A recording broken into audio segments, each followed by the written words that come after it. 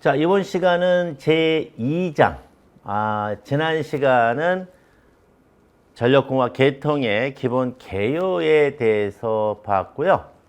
이번 시간은 이제 실질적인 형태로 들어가는 것이 되겠습니다. 사실 전력공학에서 여러분들이 높은 점수를 받아야 된다라고 말씀을 드렸는데, 그것은 이제 상대적으로 다른 과목에 비해서 뭐 쉽다 이런 말들을 많이 하죠. 그렇지만은 전력공학의 중요한 것은 쉽긴 하지만 전력공학 문제가 두 개의 파트로 극단적으로 나눠져 있어요. 쉬운 문제와 굉장히 어려운 문제 이렇게 극단적으로 나눠져 있기 때문에 우리가 극단적인 문제, 어려운 문제를 낼 수가 없어요. 출제자들이. 왜 그러냐 하면, 한 문제당 풀어야 되는 시간이 정해져 있기 때문이거든요. 그래서 상대적으로 쉽다고 하는 건데, 하지만 전력공학의 기본 형태, 큰 그림을 볼 줄 알아야 쉬운 것이지, 그냥 문제만 풀면 이게 도대체 무엇인지를 모른다라는 것을 꼭 명심을 하시기 바랍니다. 사실은 이 전력계통은 세 개의 파트로 구성이 되어 있어요. 먼저 이쪽에다가 제가 그림을 그리면서 설명을 한번 해 볼게요. 자, 전력계통은 세 개의 파트로 구성이 되어 있다. 자, 먼저 발전소가 이렇게 있고요.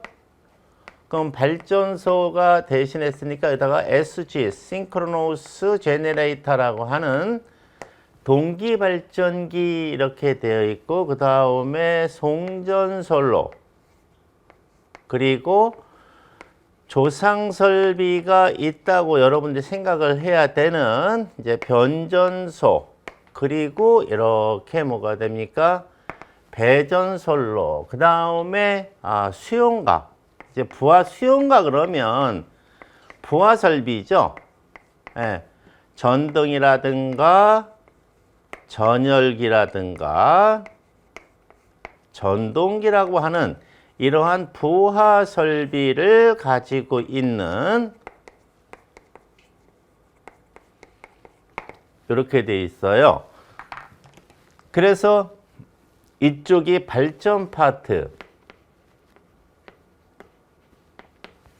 그 다음에 여기가 송전, 그리고 배전, 그 다음에 수용각, 이렇게 세 개의 파트로 나눠져 있는데, 여기를 우리가 이제 일반적으로 여기를 갖다가 말할 때 발전 전기 사업자라고 이야기를 해요.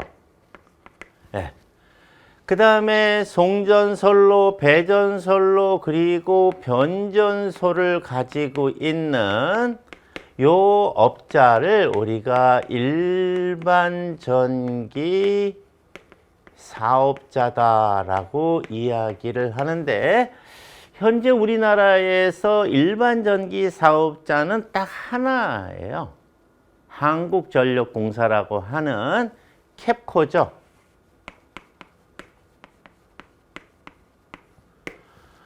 그 다음에 이 발전전기 사업자는 예를 들어서 우리가 댐이다, 수력이다, 그 다음에 화력이다, 원자력이다 이렇게 돼버리면 여기는 캡코가 가지고 있지만 그 이외에 수력에서 이렇게 하천에 흐르는 물을 이용하는 소수력이라든가 태양광이라든가 풍력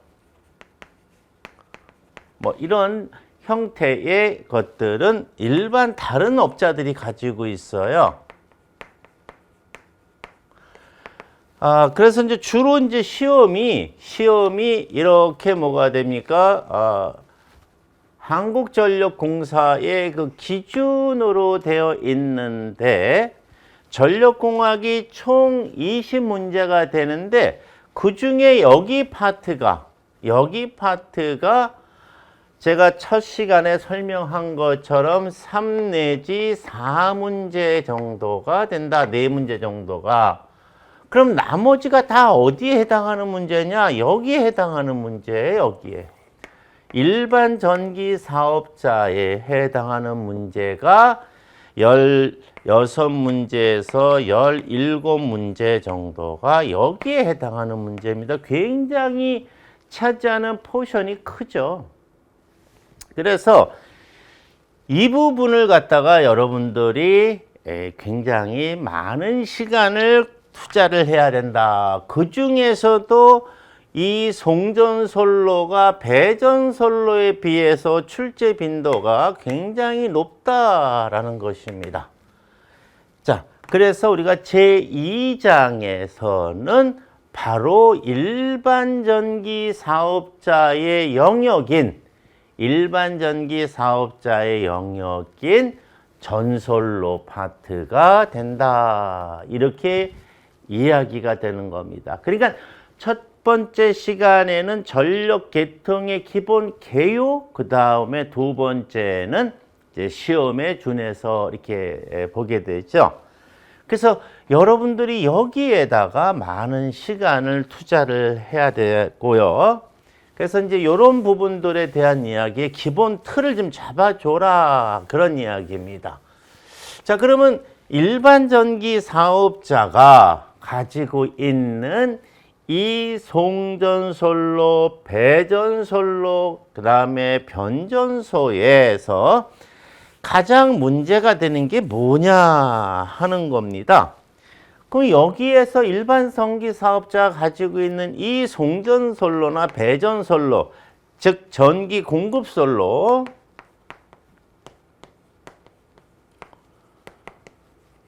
송전솔로, 배전솔로에서 일반 전기 사업자가 고민해야 될 게 뭐가 있느냐? 크게 나눠 본다면 세 가지다. 그런 이야기입니다. 세 가지다. 그 첫 번째가 공급 방식이다. 자, 어떤 방식으로 이거를 운반할 것이냐 하는 것이죠. 그 공급 방식의 첫 번째는 자, 직류 방식을 쓸 거냐, 교류 방식을 쓸 거냐라는 거예요. 그러면 당연히 뭐가 됩니까? 교류 방식을 쓴다. 그런 이야기죠. 자, 그렇다면 교류 방식을 쓰면 또 이거를 단상 방식을 쓸 거냐, 삼상 방식을 쓸 거냐.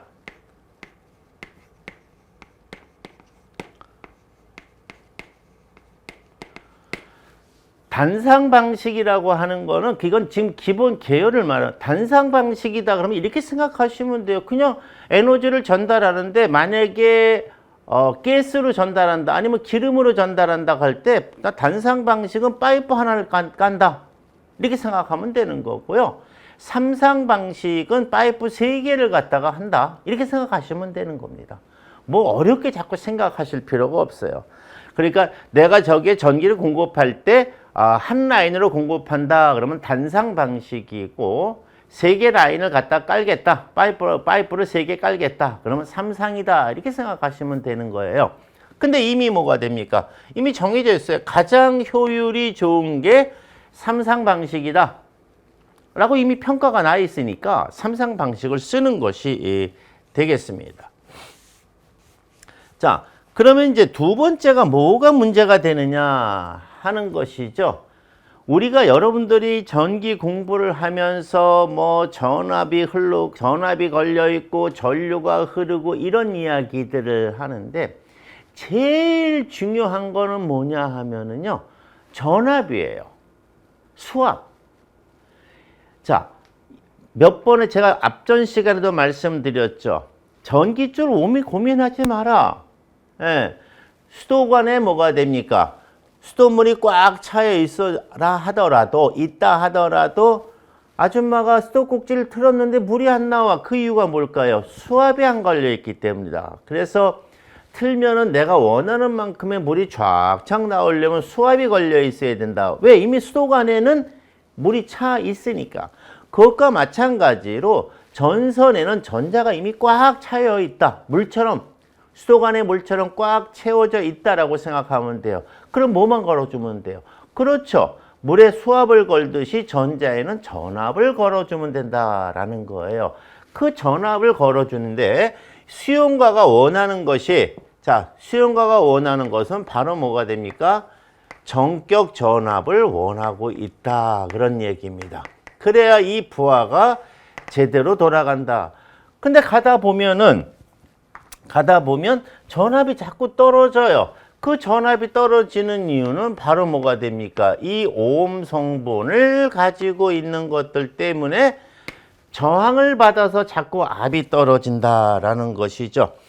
그래서 이 일반 전기 사업자가 가장 신경 쓰는 것 중에 이 세 가지 중에 두 번째는 뭐냐면 전압 뭐가 돼요? 강화가 문제가 된다. 가면서 자꾸 전압이 내려가. 얘 때문에. 그래서 이 전압 강화가 문제가 되는 건데요. 알다시피 오hm 단위를 가지고 있는 종류는 몇 가지예요?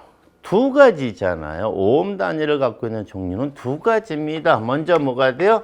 R로 표현되는 게 있고 X로 표현되는 게 있죠. 그래서 R은 우리가 레지스턴스다라고 이야기를 하고요. X는 리액턴스다라고 이야기를 하는데 우리가 하나 연습해야 될 것은 X를 표기할 때는 항상 앞에다가 J를 붙이는 습관을 가져야 돼요.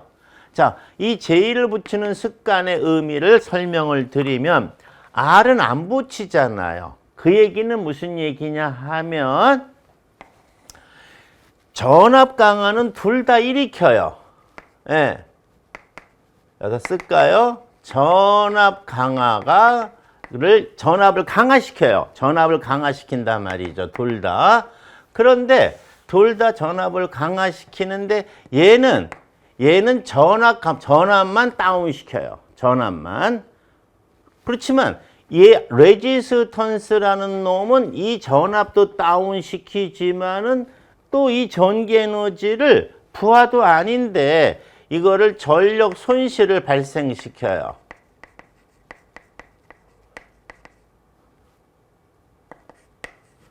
전력 손실이라는 거는 여기 흘러가는 전기 에너지가 선에서 열로 뭐가 됩니까? 그냥 공기 중으로 날아가 버리는 거예요.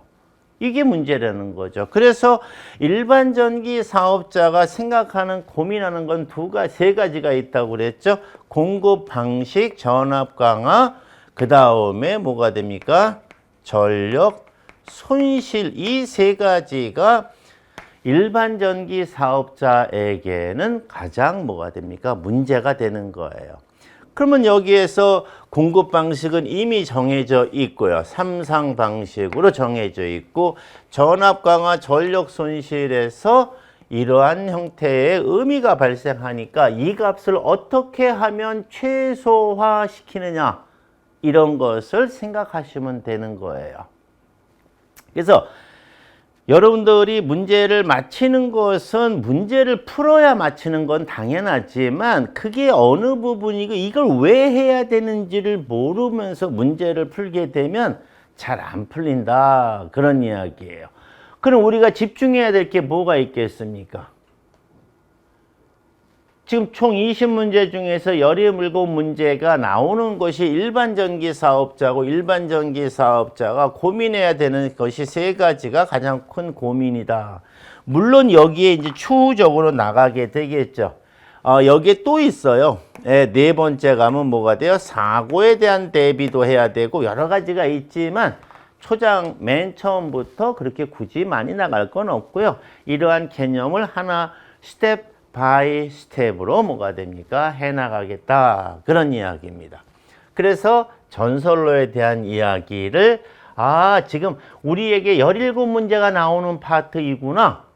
여기 잘 봐야 되겠다라는 생각을 가지고 여러분들이 보시면 아마 생각보다는 재미있지 않을까라는 생각을 가져봅니다. 자, 먼저 뭐가 나왔나 한번 볼게요. 전선로의 종류가 나와 있는데 전선로의 종류는 두 가지로 되어 있어요. 가공이라고 하는 이야기는 공중에 가설이 됐다라는 거예요. 그러면 가공선로에서 뭐 우리가 볼 수 있는 건 뭐가 있습니까? 공중에 갔다. 자, 여기가 땅이 이렇게 있고요. 그 다음에 여러분들이 이렇게 서서 공중을 바라보는 거죠. 공중을 바라볼 때 전깃줄이 간다라는 겁니다. 이때 조심할 것은 전깃줄만 가면은 그건 전선로가 아니고 그냥 전선이고요. 받침, 즉 지지물이 있어줘야 됩니다. 지지물이. 그래서 여기에 전선이 이렇게 있다면 전선이 땅으로 떨어지지 않게끔 받쳐주는 지지물이 있어야 한다라는 거죠. 그래서 뭐 철탑을 쓰던가 전봇대를 쓰던가 하는 형태가 되고요. 그 다음에 미관에 문제가 있으니까 여기다가 뭐가 됩니까? 땅으로 이렇게 내려간다 그러면 뭐가 됩니까? 땅 속에 들어갔으니까 지중전선로다라고 하는 것이기 때문에 이 정도 개념은 누구나 다 아는 것이서 그냥 여기까지만 설명을 하고 넘어가도록 하겠습니다. 그래서 전선로의 종류는 가공과 지중이 있다라는 것이 되겠습니다. 자, 두 번째. 자, 여기서 가공전선로는 전선을 지표면 위에다가 목주, 철근, 콘크리트주, 철주. 철주는 뭐가 됩니까? 그냥 기둥인데, 목주는 이런 기둥인데 나무로 만들어진 게 목주고요. 철로 만들어지면 뭐가 됩니까? 철주다. 그런 이야기죠. 다니다 보시면 잘 많이 보이게 됩니다. 자, 그 다음에 이제 지중전선로니까 케이블을 사용했다. 케이블은 전선의 절연을 갖다가 여러 겹으로 한 것이 되겠는데 땅에 매설한다, 묻는다. 그러니까 여기다 묻는다 그러면 뭐가 됩니까? 또 하면 이제 묻는 방식이 나올 거란 말이죠. 그렇죠?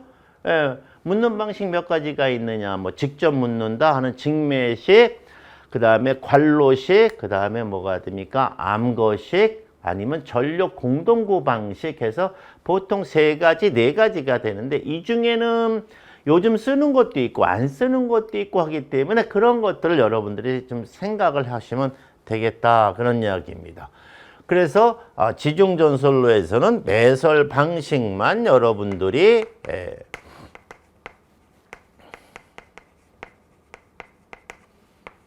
관로식, 암거식, 그 다음에 전력 공동구.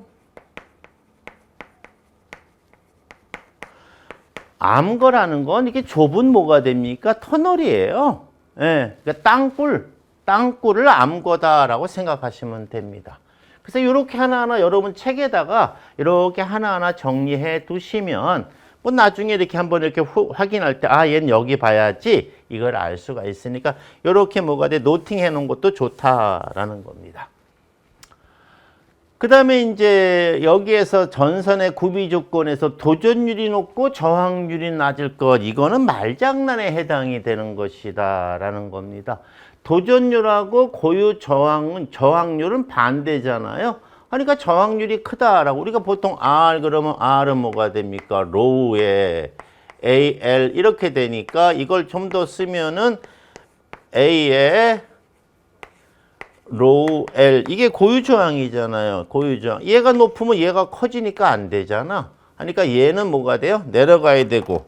여기서 이거의 반대는 뭐가 돼요? K의 A분지 L이잖아요. 이거 K가 이게 도전율이잖아. 예. 그래서 도전율은 뭐가 됩니까? 높고 고유 저항은 뭐가 돼요? 낮에 한다. 뭐 상식적인 얘기인데 제가 이렇게 봐드리는 이유는 여러분들이 지금 보시는 것처럼 아까 제가 말씀드렸죠? 일반 전기 사업자가 가장 신경 써야 되는 게 뭐라고 그랬습니까? 아까 뭐가 있었죠? 자, 공급 방식, 그 다음에 전압 강화, 그 다음에 전력 손실, 그 다음에 고장, 선로 사고. 공식 한번 제가 써볼게요. 전압과 공식 2는 뭐가 됩니까? 뭐 루트 3의 i의 r 코사인 시타 플러스 x의 사인 시타. 전력 손실 PC는 3배의 i 자승 r. 자, 여기서 보세요. 다 이거 다. 예. r 들어가 있지, x 들어가 있지, 여기 r 들어가 있지. 얘네들이 갖고 있는 단위가 뭐예요? 단위가 다 ohm이란 말이죠. ohm. 예. 그러니까 당연히 저항률이 낮은 걸 써야 되는 건 기본적인 거다. 그런 이야기가 되겠습니다. 기계적인 강도가 클 것, 기계적 강도가 커야 되는 거는 뭐냐 하면은요. 자, 여기 일반 이 송전솔로와 배전솔로 아까 종류가 뭐가 있었습니까? 가공 방식하고 지중 방식이 있었잖아요. 그럼 우리나라 선로에 보면 가공이 많아요, 지중이 많아요. 다 가공이에요.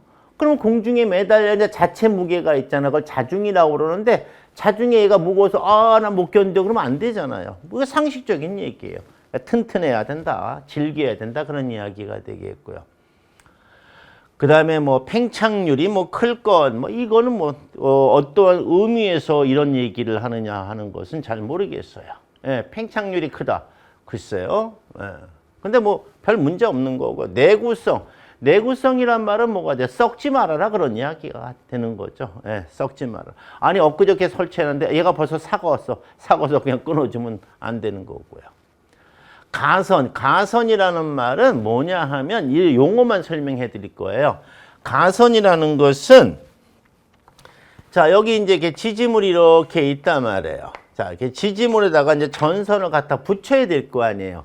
그래서 전선을 여기에다 지지물에다 갖다 이렇게 붙이는 이 작업을 우리가 가선 작업이다라고 이야기를 해요.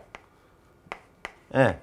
선을 가선한다는 그런 뜻이에요. 그래서 지금 뭐 나온 김에 좀 한 번 더 얘기해 보면 이 가선 작업도 또 두 가지로 나눠지게 돼요. 연선 작업과 긴선 작업 이렇게 나눠지는데 제가 그 칠판에 안 쓰잖아요. 그 이유는 뭐예요? 지금 알 필요가 없다. 그럼 왜 알 필요 없는 얘기를 왜 하느냐? 그거는 이런 게 있다라는 걸 얼핏 기억만 하셔라 하는 얘기예요. 언제 나오니까 2차 시험에 나오기 때문에 그냥 뭐 제가 해드린 거고요. 가선이라는 건 이런 거구나 한번 보시면 되겠습니다. 가요성. 자, 가요성은 잘 휘어진다는 그런 뜻인데 못 외우시겠으면 거꾸로 외우시면 돼요. 가요를 거꾸로 하면 어떻게 돼? 요가 하면 뭐가 돼? 온몸 비틀기니까 뭐 다 알겠죠. 플렉시블한 것을 얘기하는 거고요. 여러분들 집에 샤워기가 그 가요성을 갖고 있는 플렉시블이죠. 그래서 그런 거를 생각하시면 되고요.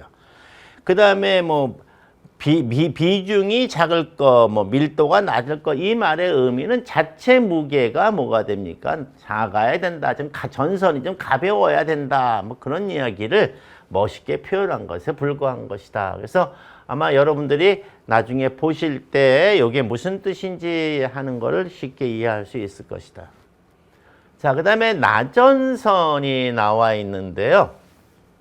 여기를 놓고 한번 제가 설명을 드릴게요.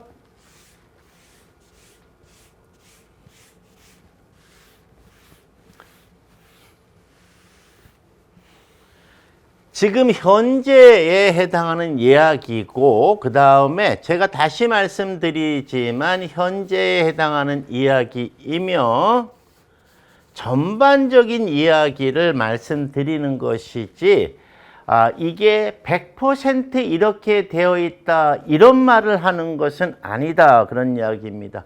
왜 이거를 전제로 제가 말씀을 드리냐 하면 이건 이렇습니다라고 얘기하면 또 어떤 사람이 뭐가 됩니까? 아니다 이렇게 얘기하는 사람들이 많이 나와요. 네, 이 세상에 100%는 없습니다. 그래서 전반적인 이야기라 하는 걸 미리 토를 달고 말씀드리는 거는 시시비비를 하기 싫다 그런 뜻이 되겠습니다.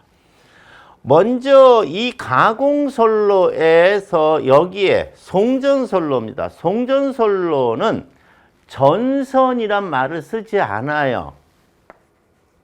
여기에서는 전선이란 말을 쓰지 않고요. 전선과 똑같은 의미를 갖는 도체라는 말을 사용을 한다. 그래서 여기에 단도체 방식이냐, 단도체 방식이냐, 아니면 복도체 또는 다도체 방식이냐라는 말을 사용을 합니다. 송전솔로에서는요. 그리고 여긴 전선이라는 말을 안 쓴다라고 내가 다시 한번 강조를 하고요. 얘네들은 다 뭐가 됩니까? 피복이 안 돼 있는 나전선이 되겠습니다. 그러니까 피복이 안 돼 있어요. 그 다음에 이 배전솔로에서는 주로 여기는 전선이란 말을 씁니다. 여기서는 전선이란 말을 쓰고요. 여기에 사용하는 거는 ACSR. 예, ACSR인데 제가 이제 이거 놓고 나갔잖아요. 그러면 또 이제 시비가 될 수 있는데 저를 믿으시고요. 예전에는 ACSR을 썼어요. 이 ACSR은 피복이 안 된 상태입니다. 나전선이에요. 근데 지금은 ACSR은 피복이 안 돼 있는 게 피복이 되어 있습니다. 그래서 ACSR OC라고 제가 알고 있는데, 그래서 ACSR OC를 쓰는데 아까 제가 말씀드렸죠. 그러면 또 이제 얘기가 이제 시비가 들어온단 말이죠. 어떤 시비가 들어올 거냐 하는 겁니다. GL은 그라운드 라인입니다. 사람이 서 있는. 현재 우리나라 배전 방식은 3상 4선식이에요. 그러면 3상 4선식이니까 선이 4가닥 가는데 왜 4가닥이 가냐면 파이프라인 3개 하고 중성 라인 하나 가지 않습니까? 그런데 중성 라인은 ACSR을 써요. 그건 접속을 하게, 접지선을 연결하게 해주게끔 접지선과 슬리브를 갖다 쉽게 연결을 해야 되고, 중성선은 저압선 기준이잖아요. 원래 원칙대로 하면 중성선에는 이론상으로 퍼펙트하다고 한다면 전압이 0이기 때문에 만져도 아무런 문제가 없거든요. 그래서 얘기하는 겁니다. 그래서 여기는 절연전선을 쓰고, 일반적으로 절연전선을 쓰고, 그 다음에 송전선은 나전선을 쓰는데 여기는 전선이란 말을 안 하고 도체 방식이다라는 말을 하니까 문제에서 단도체다, 복도체다 나오면 이게 뭐지? 이러면 안 돼요. 아, 이거 송전솔로 이렇게 가주셔야 된다는 거를 제가 강조하기 위해서 얘기를 한 것입니다. 자, 절연전선, 피복이 된 것이 절연전선이, 절연 피복이 된 것이 절연전선이고요. 그 다음에 전선의 그 내부의 그 금속의 형태에 따라서 나타난 건데, 단선 방식이 있고 연선 방식인데 그림만 그냥 그려드리죠. 이거는 뭐 중요한 건 아니니까요. 얘가 구리다. 구리선. 예. 여기에 이렇게 뭐가 됩니까? 피복이 되어 있다. XX 전선 주식회사. 그러면 이거는 뭐가 돼? 단선. 이렇게 얘기하는 거다 하는 이야기고요. 뭐 지름 이런 얘기는 안 하도록 하겠습니다. 자, 그 다음에 이제 연선이 나왔죠. 연선. 자, 요 그림을 없애기 싫어서 제가 요쪽 옆으로 가서 얘기를 하려고 해요. 자, 연선은 이와 같이 뭐가 됩니까? 그 단선, 가는 작은 단선. 작은 단선을 하나, 둘, 셋, 넷, 다섯, 여섯, 일곱, 뭐 이렇게 해가지고 그래서 요거 하나를 말할 때에는 작은 선이다라고 해서 소선이라고 말을 하는 거고요. 그 다음에 우리의 문화와 좀 안 맞는 게 있어요. 그게 뭐냐 하면 우리는 내가 이렇게 있잖아요. 근데 사람들이 나를 둘러쌌어. 그러면 우리는 어떤 말을 씁니까? 겹이라는 말을 써요. 겹. 한 겹 둘러쌌다, 두 겹 둘러쌌다라고 이야기를 하게 되죠. 그런데 전선 쪽에서는 이게 그 미국에 있는 그 영어로 된 거를 일본 애들이 갖고 와가지고 일본 표현을 써서 우리 그 읽어주기 때문에 층이라는 말을 쓰는 거예요. 그래서 층이라는 말의 의미는 우리말로는 겹이다. 그러니까 단층이다 그러면 한 겹, 2층이다 그러면 두 겹 감쌌다. 이렇게 얘기가 되는 겁니다. 그럼 얘 같은 경우에는 지금 뭐가 돼요? 요 가운데가 되겠죠. 얘를 갖다가 뭐가 돼요? 이렇게 감쌌네요. 이렇게 감쌌으니까 우리말로 가면 한 겹 감쌌다라고 되지만 전기 쪽의 용어로는 1층 이렇게 표현이 되는 거다라는 겁니다.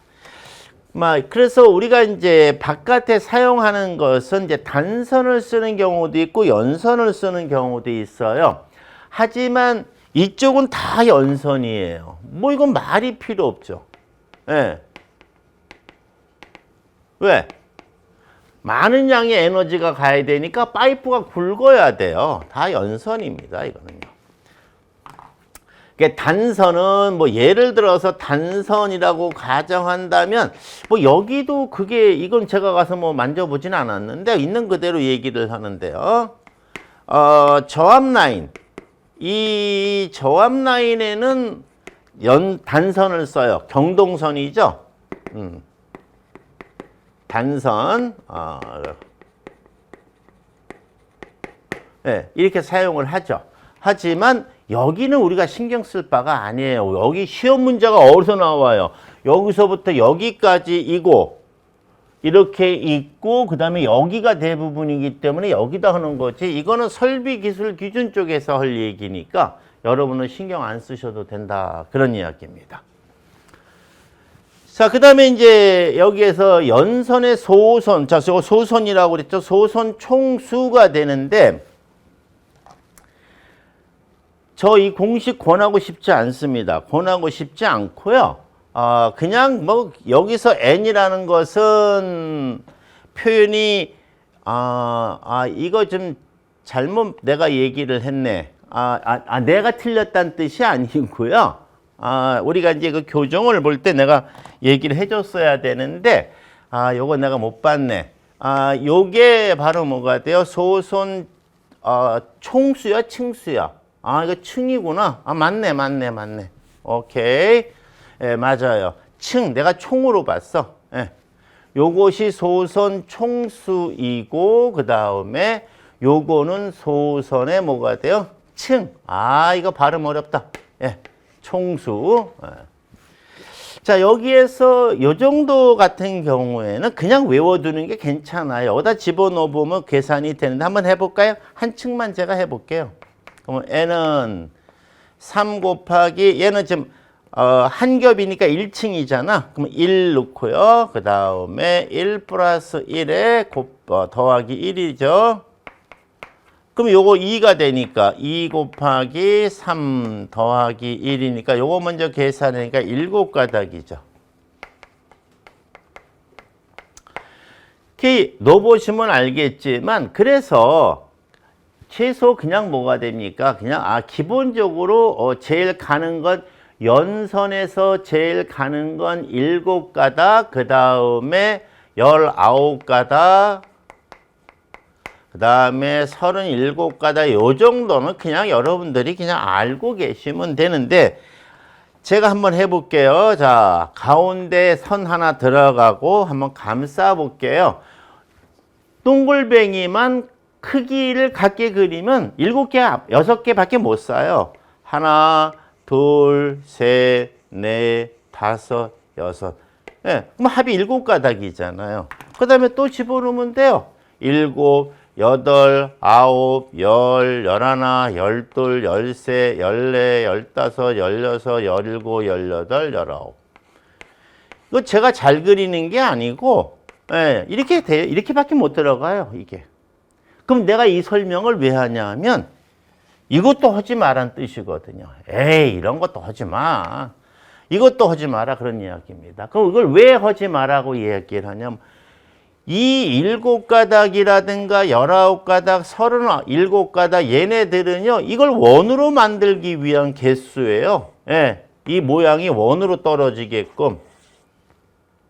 그러면 여기서 물어본 게 연선의 바깥지름인데 이거 바깥지름은 이걸 말하는 거잖아. 다이아메다를 D를 말하는 거란 말이죠. 그러면 여러분이 보다시피 뭐가 됩니까? 이렇게 봐도 뭐가 됩니까? 이렇게 봐도 뭐가 돼요? 대칭, 또 뭐 이렇게 봐도 뭐가 됩니까? 대칭. 예, 원이 돼야 되니까.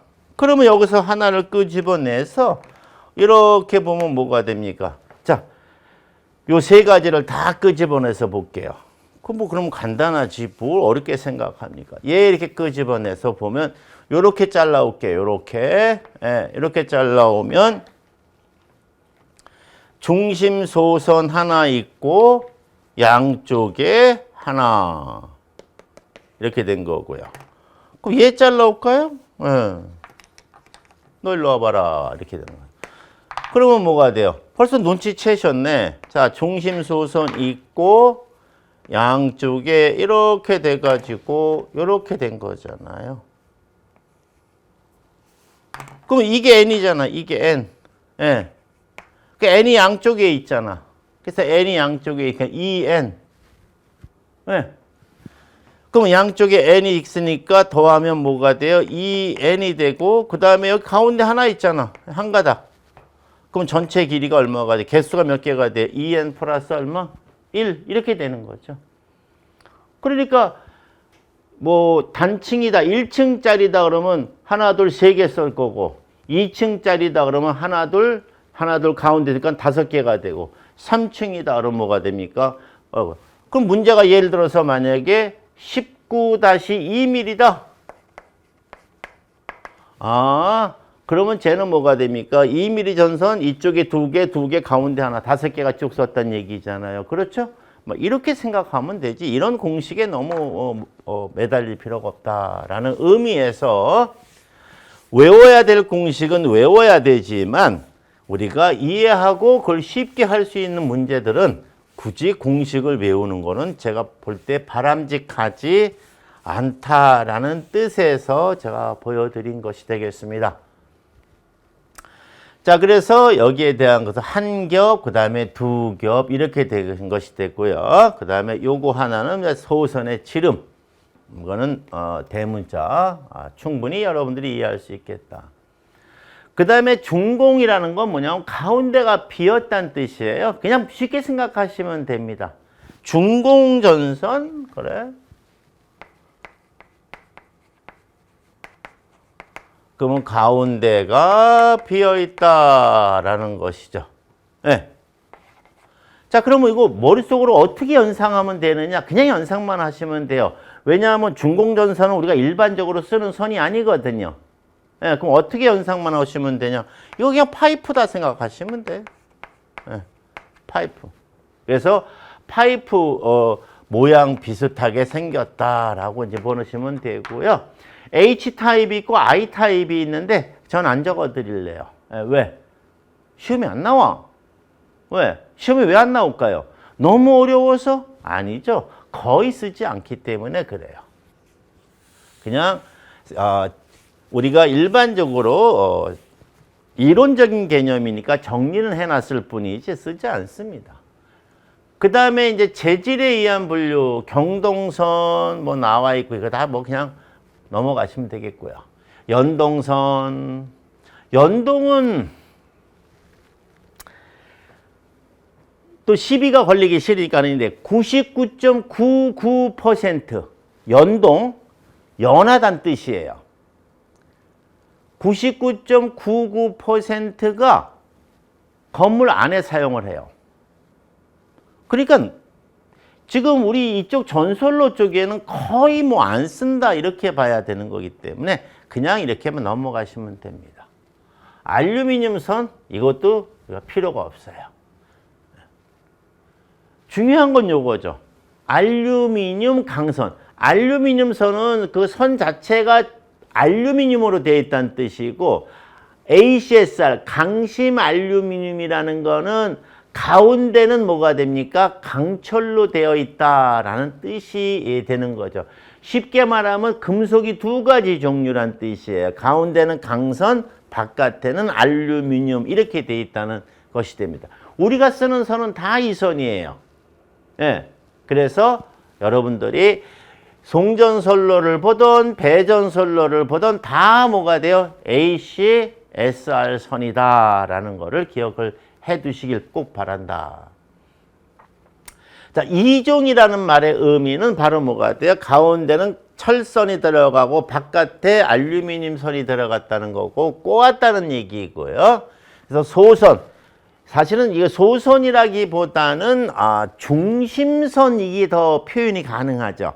중심선으로는 강철선을 쓰고 바깥에는 알루미늄을 쓴다라는 건데 그 이유는 이제 표피 현상을 충분히 이용을 한 것이 된 거고요. 나머지는 여러분들이 읽으셔도 크게 문제가 없을 것 같다라는 거예요. 그래서 여기서 나오는 장경간이라는 거는 경간이 조금 뭐가 돼 긴 거 어디서 많이 볼 수 있냐 하는 건데 하천을 건너가는 경우에는 경간이 좀 길잖아요. 이제 그런 경우. 하지만 이렇게 표현은 되어 있으나 다 그냥 ACSR이다 이렇게 보시면 되겠습니다. 자, 이게 지금 그래서 제가 그림을 안 그린 거거든요. 그래서 중심 소선의 개념이 나온 거고요. 바깥에가 바로 알루미늄 선이 되는 것이죠. 표피 현상을 이용을 하게 되면 여러분들이 충분히 우리가 더 전자가 뭐가 됩니까? 리액턴스 성분에 의해서 우리가 바깥으로 몰리는 현상이다라는 것이 되겠죠. 거기까지만 하고 나머지는 여러분들이 전자기학에서 배우시면 되겠습니다. 자, 그래서 전선의 종류에 대해서 나왔는데 단도체 방식이라는 게 나왔죠. 자, 단도체라는 것은 어떠한 개념이냐 하는 거예요.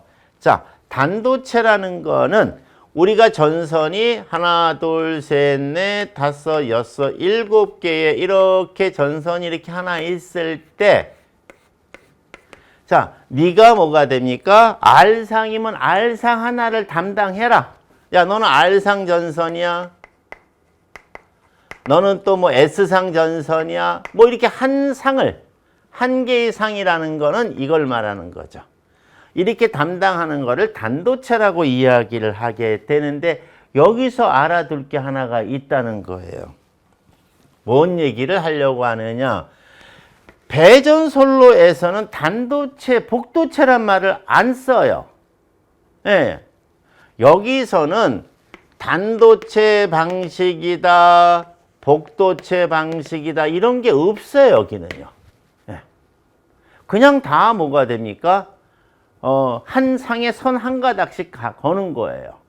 그러니까 여기에 뭐가 됩니까? 예를 들어서 전봇대가 이렇게 있다.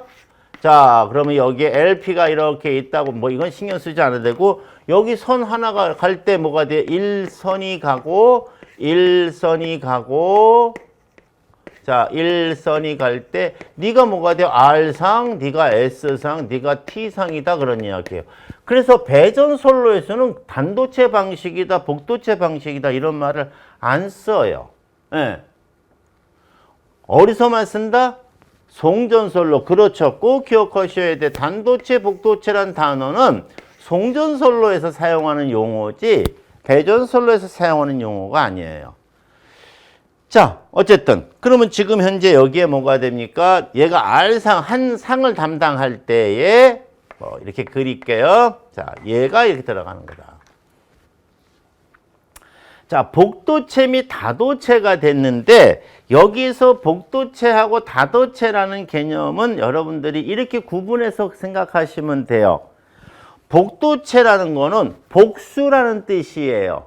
그러니까 뭐가 돼요? 복수. 그러니까 뭐가 돼요? 둘.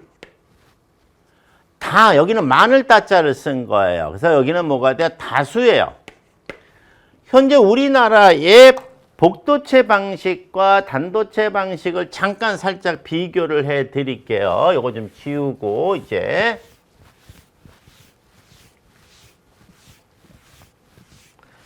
정확하게 알고 계시면 됩니다.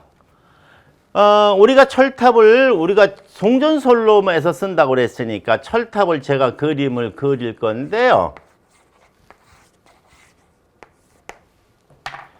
예를 들어서 이제 이 철탑에 여기 이제 애자가 이렇게 걸려 있을 거라면 애자련이라고 이야기를 하죠. 여기에 전선이 하나, 둘, 셋, 넷, 다섯, 여섯, 일곱 가닥 전선이 이렇게 하나가 매달리면 이건 단도체 방식이에요. 그런데 현재 우리나라의 단도체 방식은 154까지는 단도체 방식을 사용을 해요. 하지만 3, 4, 5가 되잖아요. 그럼 3, 4, 5 방식은 단도체를 못 써요. 왜냐하면 전압이 높기 때문에 코로나가 발생을 하거든요. 그래서 굵은 전선을 쓰는 게 아니고 굵은 전선을 쓴 효과를 낼 수 있는 게 바로 복도체 방식이에요. 그래서 여기는 이렇게 도체 두 개를 연결을 해요. 하나, 둘, 셋, 넷, 다섯, 여섯, 일곱. 그 다음에 하나, 둘, 셋, 넷, 다섯, 여섯, 일곱. 이래가지고 요 둘을 고정을 시켜요. 요 고정을 시키는 거를 스페이서라고 그래요. 예, 스페이서. 그래서 스페이서를 써갖고 여기에다가 애자련을 이렇게 갖다가 걸어버려요. 그러면 이건 두 개니까 뭐가 돼요? 복도체다. 이렇게 이야기가 되는 거예요. 그래서 3, 4, 5에서는 이런 방식 쓰는 구간도 있고요. 또 이런 구간도 있어요. 스페이서 모양을 여러분이 생각하시면 돼요. 스페이서의 모양이 이렇게 뭐가 됩니까? 되어 있어요. 그래가지고 여기 안에다가 도체 한 가닥을 갖다 이렇게 네 개를 끼는 거예요. 이렇게. 예. 그러니까 여기는 두 개가 아니다라고 이야기가 되는 거예요. 그래서 여기가 우리가 다도체라고 이야기를 해요.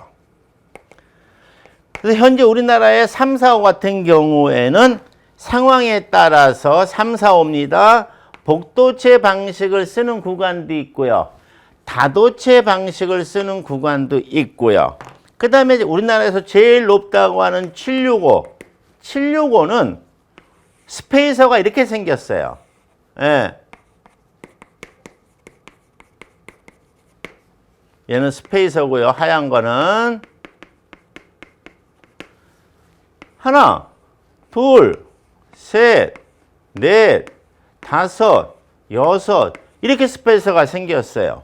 그래서 여기에 한 가닥, 두 가닥, 세 가닥, 네 가닥, 다섯 가닥, 여섯 가닥. 그래서 여기는 뭐가 됩니까? 다도체가 되는 거예요. 그럼이기 때문에 말씀을 드리는 거고요. 154 같은 경우에는 대부분이 단도체 방식인데 일부 복도체를 쓰기도 하고요. 3, 4, 5는 이와 같은 복도체 방식과 다도체 방식을 병행해서 쓰고요. 765는 다도체 방식으로 간다. 이렇게 정리하면 될 것 같아요.